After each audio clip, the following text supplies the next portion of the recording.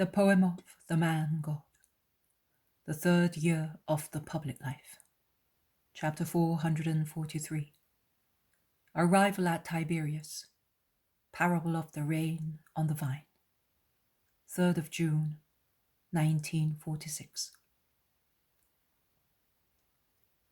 Jesus arrives at Tiberias with his apostles on a stormy morning. He has come along the short route from Tarichea to Tiberias, with the boats tossing terribly on the very rough lake, which is greyish, like the sky, where large clouds chase one another threateningly. Peter scans the sky and the lake and orders the servants to put the boats in a safe place. "Before long you will hear some fine music. I am no longer Peter the fisherman, if the downpour and the billows of the lake do not cause damage shortly." "Is there anybody on the lake?" he asks himself, scanning the heavy sea of Galilee. And he sees that it is deserted, with billows sweeping it more and more violently, under the vault of heaven, which is becoming more and more threatening.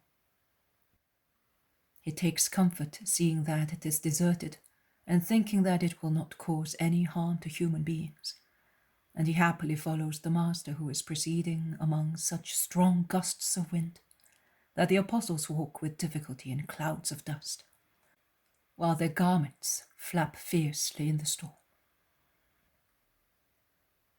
In Tiberias, in this part of the town where ordinary people live, families of fishermen or of poor workmen employed in jobs connected with fishing, people are busy coming and going to put back in the houses what could be damaged by the storm.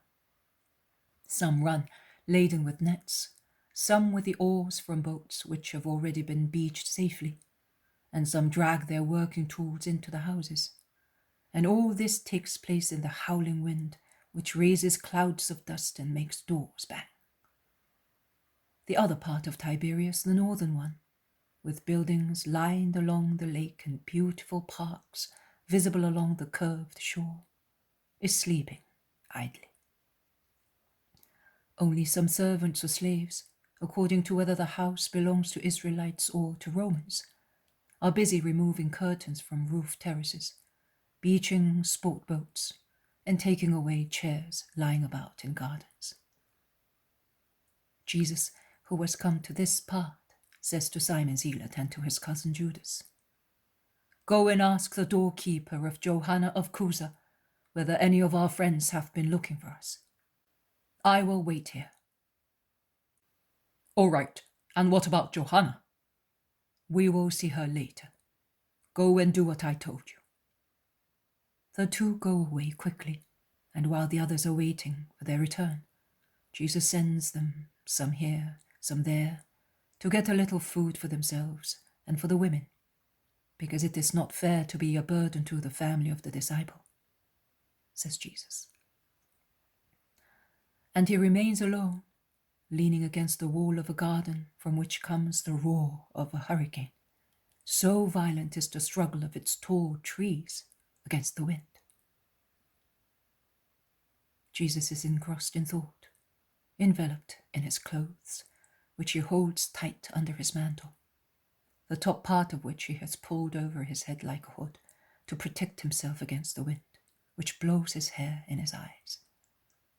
And thus covered in dust, with his face half hidden by the edge of his mantle, leaning against a wall almost at the corner of a road, which crosses a beautiful thoroughfare coming from the lake towards the town centre. He looks like a beggar waiting for alms. Some people pass by and look at him, but since he does not say anything and does not ask for anything, and is keeping his head lowered, no one stops to give him anything or to speak to him. The storm in the meantime has become more violent and the noise of the lake stronger, filling the whole town with its roar. A tall man who is walking stooped to defend himself from the wind. He also is completely enveloped in his mantle, which he is holding tight under his chin with one hand. It's coming from the internal road towards the coast one. And on, looking up, to avoid a file of donkeys of market gardeners who, after leaving the vegetables at the market, are going back to their gardens. He sees Jesus. And I see that the young man is Judas of Kerioth. "Oh, master!" he exclaims from the other side of the donkey file. "I was just coming to Johannes looking for you. I was at Capernaum looking for you. But..." The last donkey has gone by and Judas rushes towards the master, ending his speech. "But there was nobody at Capernaum. I waited for days, then I came back here, and I went to Joseph's and Johannes every day looking for you." Jesus looks at him with his piercing eyes and stops those impetuous words by saying simply, "Peace be with you." "It's true. I did not even greet you. Peace be with you, master. But you always have such peace." "And have you not?" "I am a man, master." "A just man has peace. Only the guilty man is upset. Are you such?" No, master. At least, of course. If I have to tell you the truth, the fact that I was far from you did not make me happy, but that was not exactly being deprived of peace.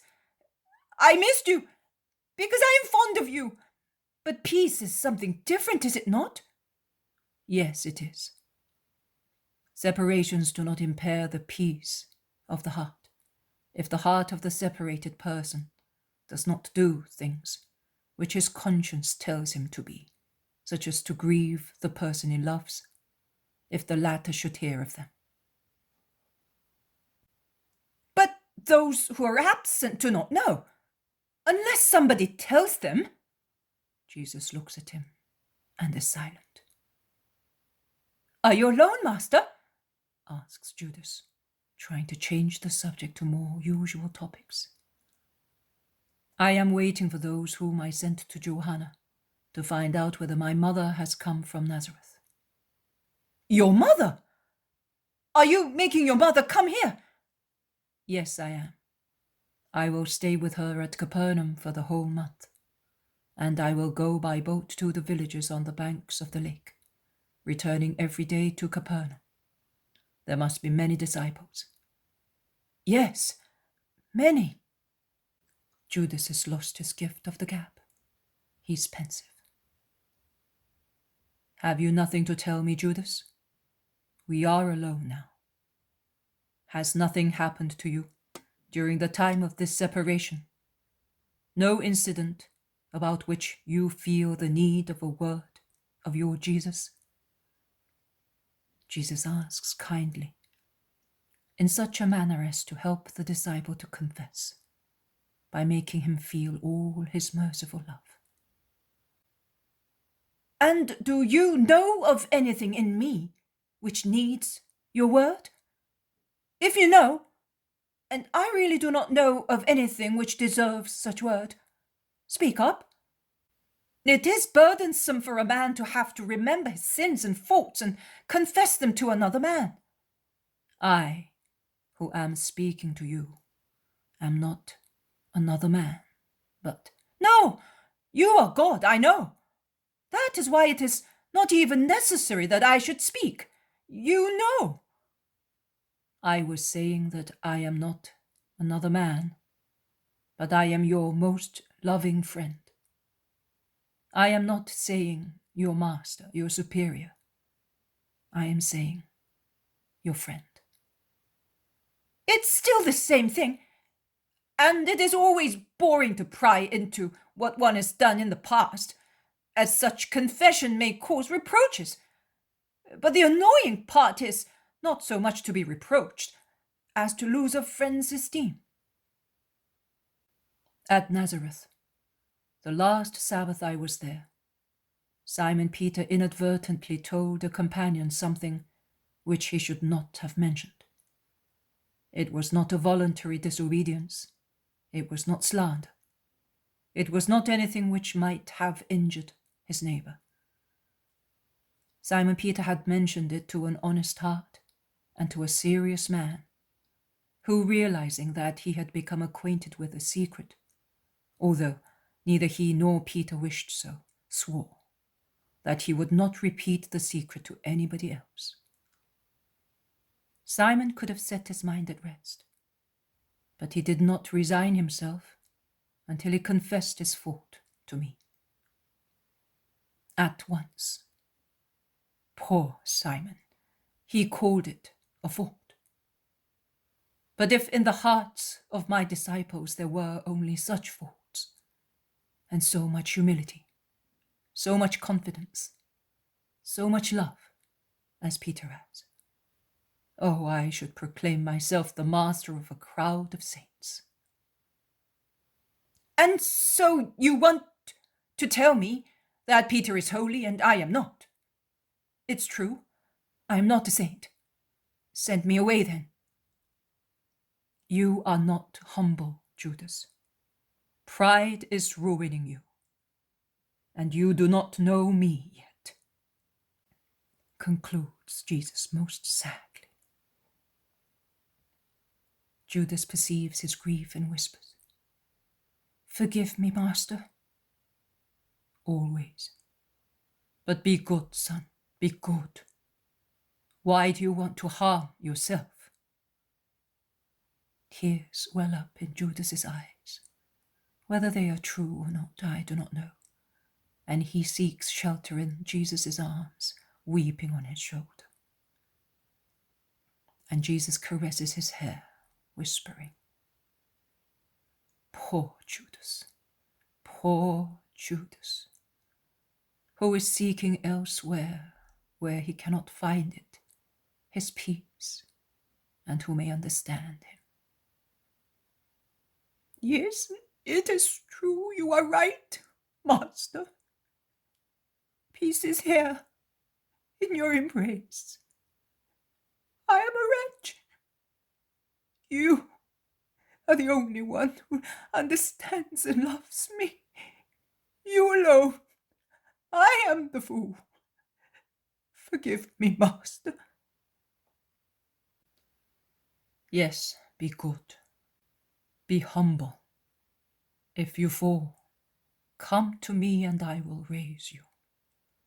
If you are tempted, run to me. I will defend you from yourself, from those who hate you, from everything. But stand up, the others are coming. A kiss, Master, a kiss. And Jesus kisses him. And Judas recomposes himself. But in the meantime, he has not confessed his faults at all. At least, I do not think so. We are a little late because Johanna was already up, and the doorkeepers wanted to tell her. She will come today to pay her respects to you at Joseph's house, says Thaddeus. At Joseph's? If we get all the rain which heaven is promising, those streets will be like quagmires. Johanna will certainly not come to that hovel, and along those streets. We had better go to her house, says Judas, who has already become sure of himself once again. Jesus does not reply to him, but he replies to his cousin, asking, Did any of our friends look for us at Johanna's? No, not yet. All right, let us go to Joseph's house. The others will join us. If I were sure that our mothers are on their way here, I would go and meet them, says Judas of Alphaeus. It would be a good thing, but there are several roads from Tiberias, and perhaps they did not take the main one. That's true, Jesus. Let us go. They walk away fast, while the first thunder and lightning furrow the leaden sky, rumbling in the gorges of the hills which surrounds the lake almost completely. They enter Joseph's poor house, which in the stormy atmosphere looks poorer and darker.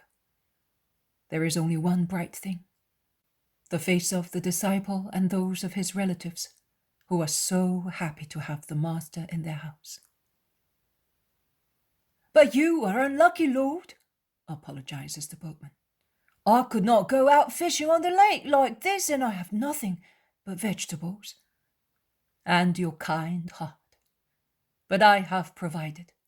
Our companions are coming now with what is necessary. Do not tie yourself, woman. We can sit also on the floor. It is so clean. You are a clever woman, I know, and the tidiness which I see here confirms it. Oh, my wife! She is really a strong woman. Nay, joy! Proclaims the boatman, who is thrown into a transport of delight by the praise of the Lord, who has sat down peacefully on the lower edge of the fireplace, in which no fire is lit, almost on the floor, holding between his legs a little boy, who is looking at him full of amazement.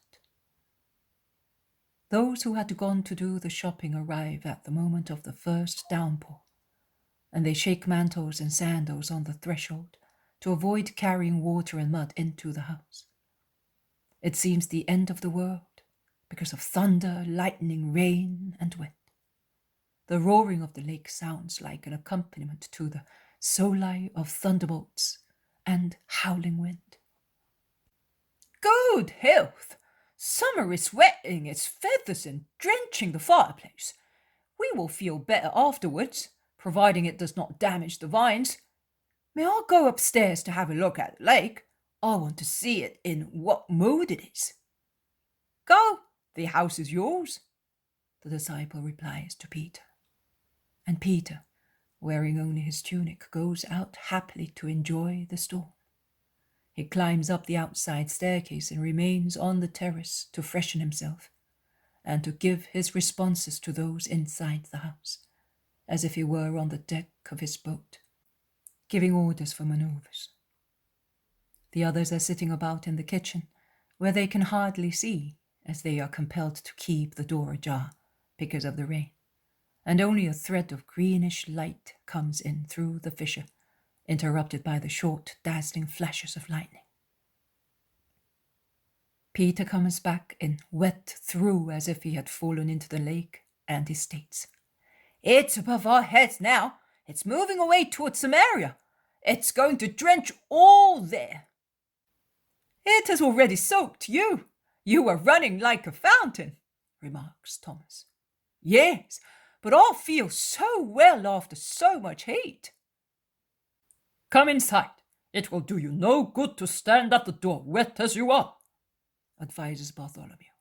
No, I am like seasoned wood. I was not yet able to say father well when I began to remain in dampness. Oh, how well one breathes. The street, however, is like a river. You should see the lake. It's all the colours of the rainbow, and it's boiling like a pot. You cannot even see which way the billows are running. They boil on the spot. But it was needed. Yes, it was needed rain. The walls were not cooling down any more. They were so heated by the sun, the leaves of my vines were curled up and dusty.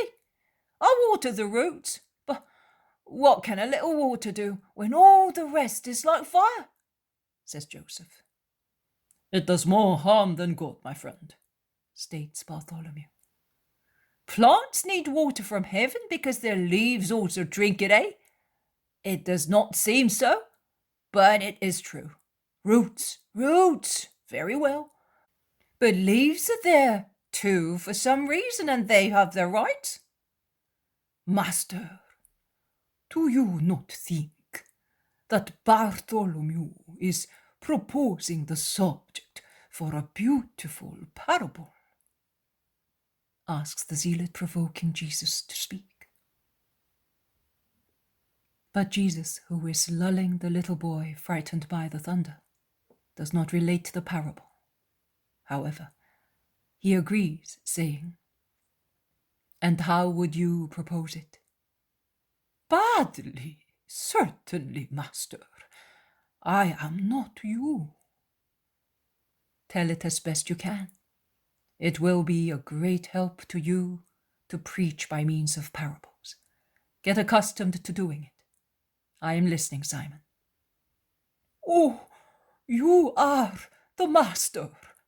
I, a fool.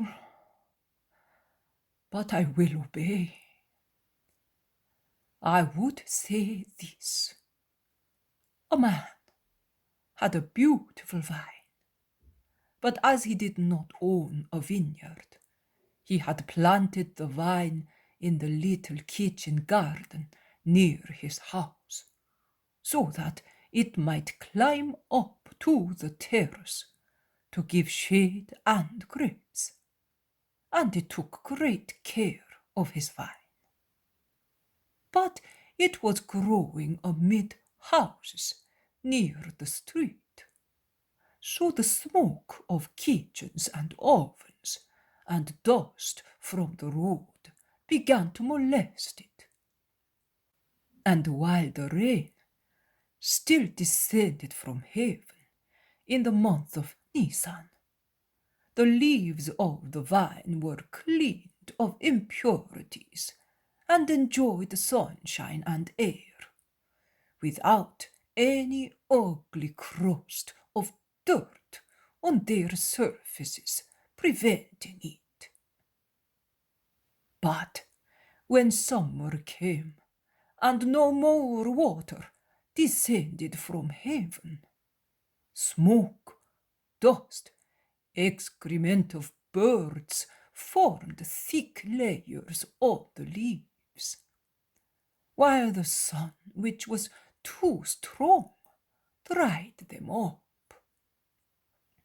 The owner of the vine watered the roots deeply set in the ground, and thus the plant did not die, but it vegetated with difficulty, because the water sucked by the roots nourished only the central part, and the poor leaves did not enjoy any of it.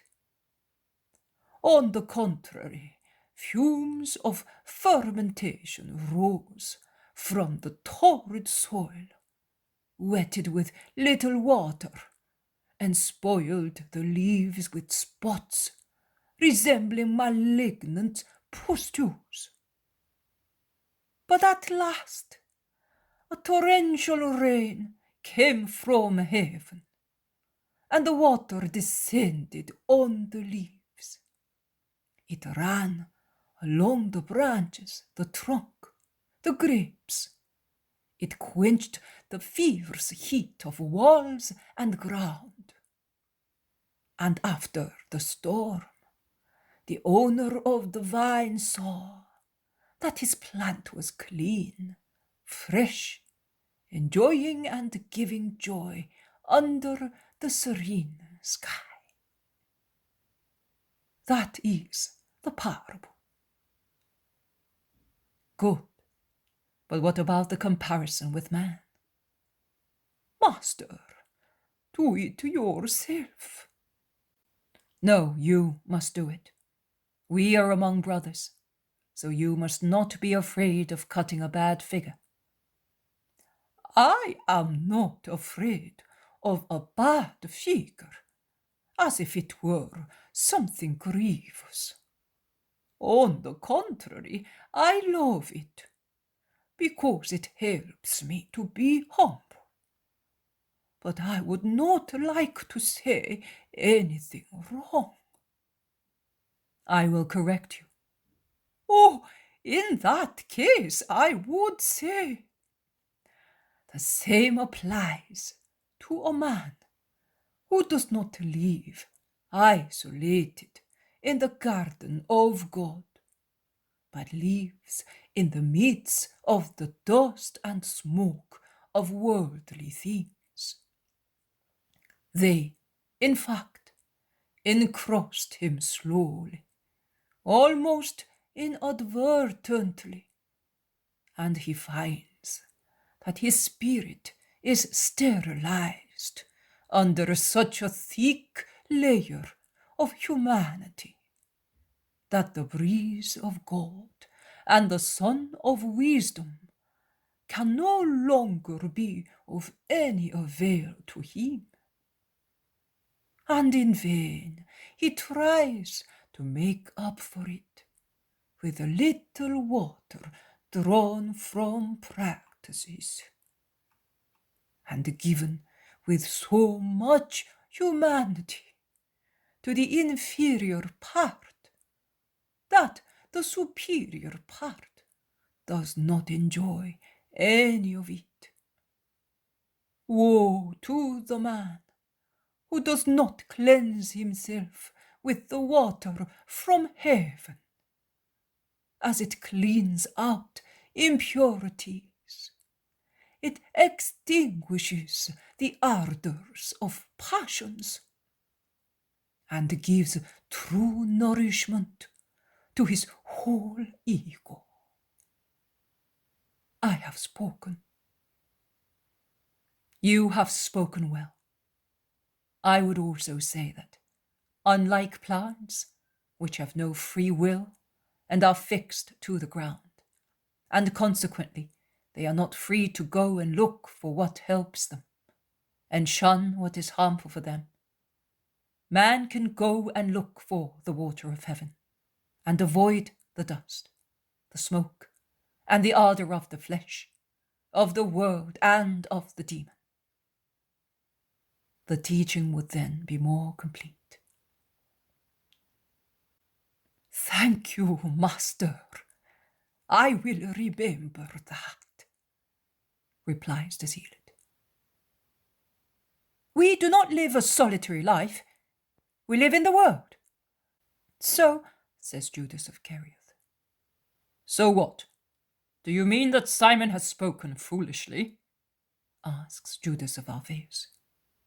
I don't mean that. I am saying that, as we cannot live all alone, we are bound to be covered with things of the world. The Master and Simon are just saying that we must seek the water of heaven to keep ourselves clean, notwithstanding that the world is around us, says James of Alphaeus. Sure, but is the water of heaven always available to cleanse us? Of course it is, replies John, sure of himself. Is it?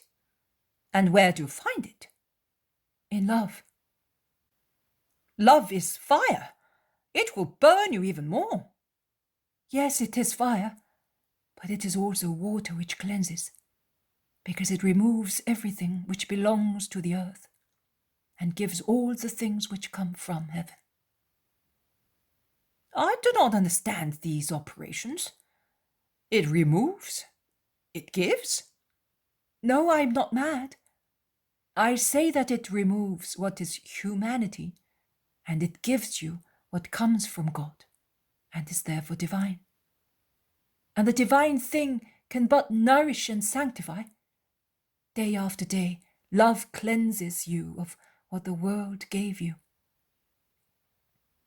Judas is about to reply, but the little child who is in Jesus' lap says, Another parable, a beautiful one for me. Which puts an end to the argument. On what, child? Asks Judas condescending. The little fellow looks around and he finds it. He points at his mother and says, On mothers. A mother is for the soul and the body what God is for them. What does a mother do for you? She looks after you. She takes care of you. She teaches you. She loves you. She watches that you do not hurt yourself. She keeps you under the wings of her love, just as a dove does with his little ones. And a mother is to be obeyed and loved, because everything she does it for our good. Good God also, and much more perfectly than the most perfect of mothers, keeps his children under the wings of his love. He protects them. He teaches them. He helps them, and he thinks of them day and night. But also good God, just like, even much more than a mother, because a mother is the greatest love on earth. But God is the greatest and eternal love on earth and in heaven.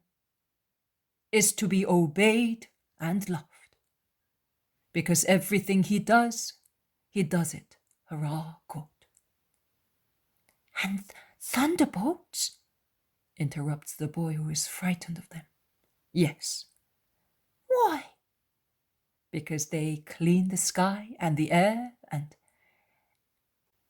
then appears the rainbow, exclaims Peter, who half inside and half outside the house has listened and been quiet. And he adds, Come, little dove, and I will show it to you. Look how beautiful. In fact, the weather is clearing up as the storm is over, and a huge rainbow from the shores of Hippo stretches its arched ribbon across the lake, disappearing beyond the mountains behind Magdala. They all go to the door, but in order to see the lake they have to take off their sandals, because the yard is a little pond of yellowish water, which is slowly decreasing. The only remembrance of the storm is the lake that has become yellowish, while its waves are beginning to calm down. But the sky is clear and the air fresh. The shades of leaves are brightened up. And Tiberias becomes busy again.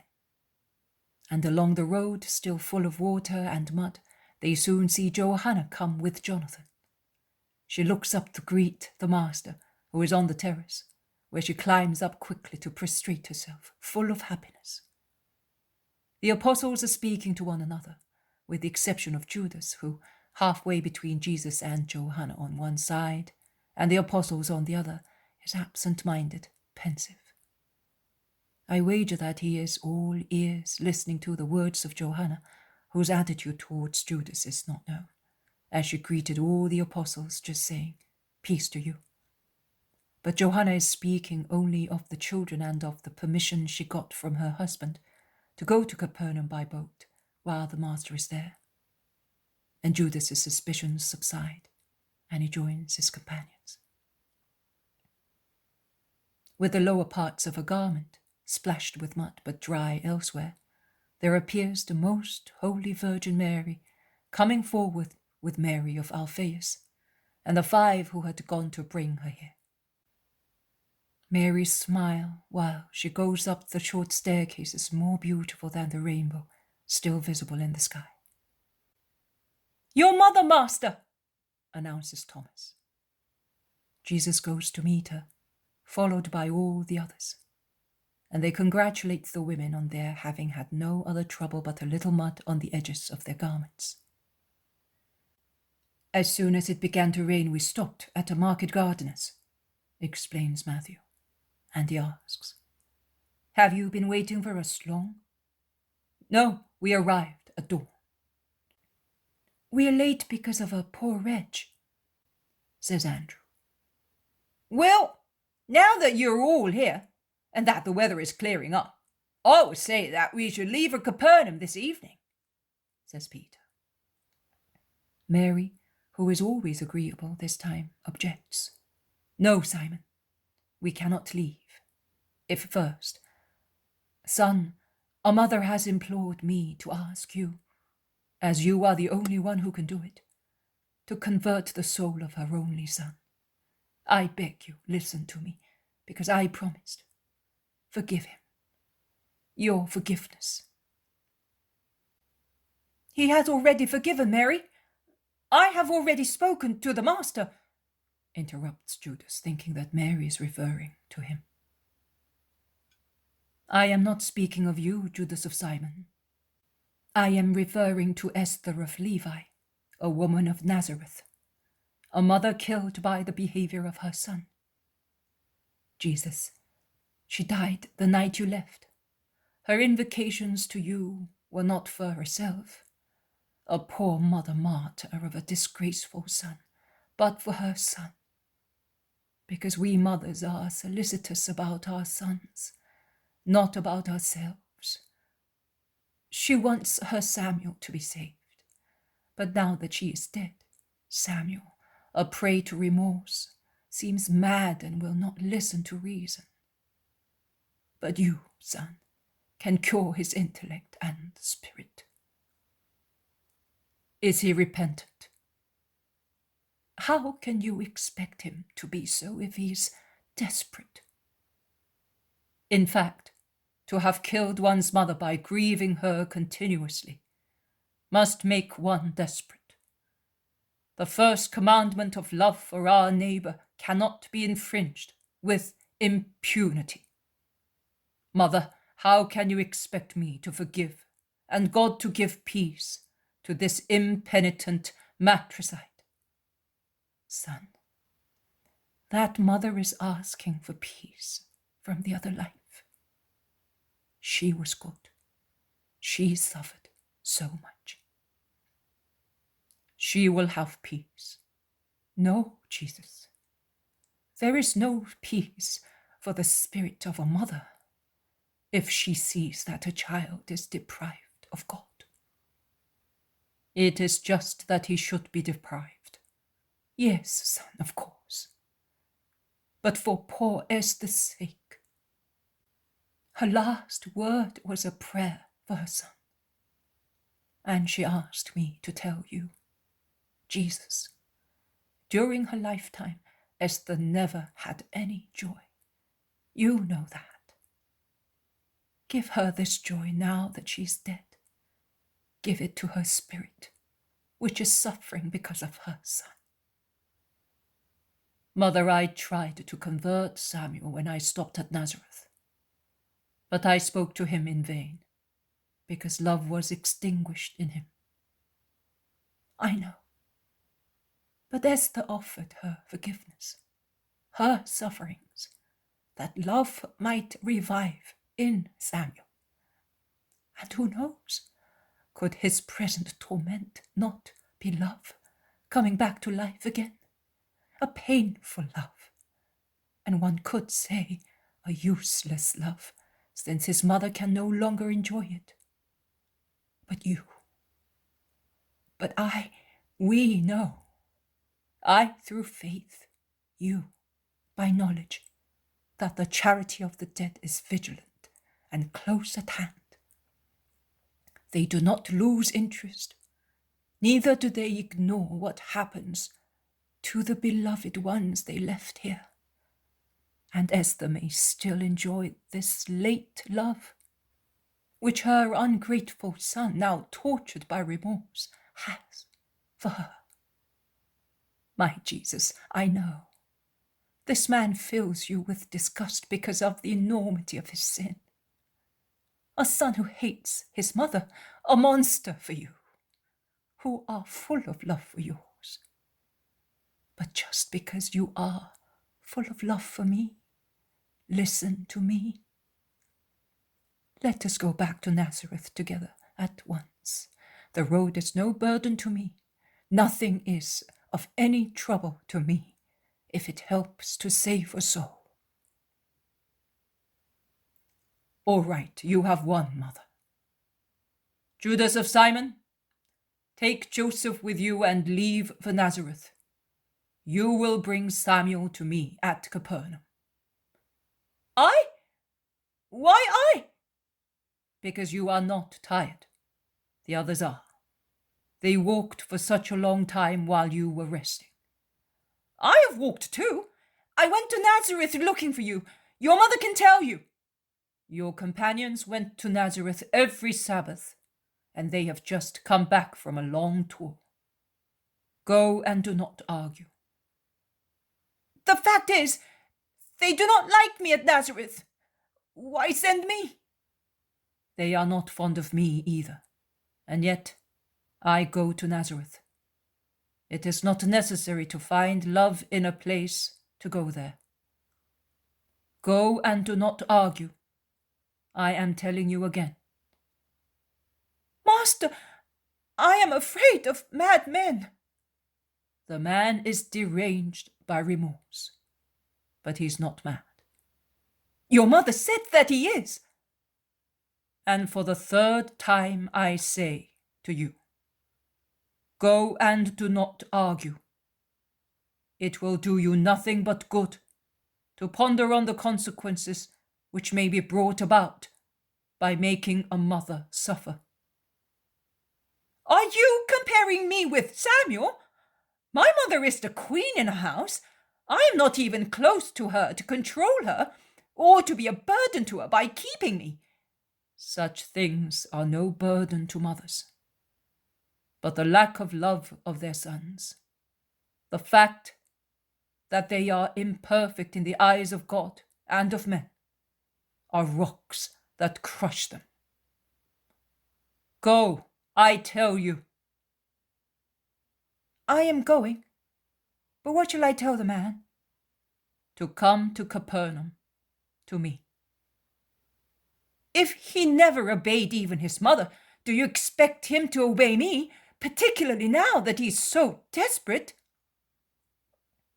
And have you not yet understood that if I am sending you, it means that I have already worked on the spirit of Samuel, freeing him of the delirium of desperate remorse? I am going. Goodbye, Master. Goodbye, Mary. Goodbye, friends. And he leaves, not at all enthusiastic, followed by Joseph, who, on the contrary, is overjoyed at being chosen for that mission. Peter sings something softly between his teeth.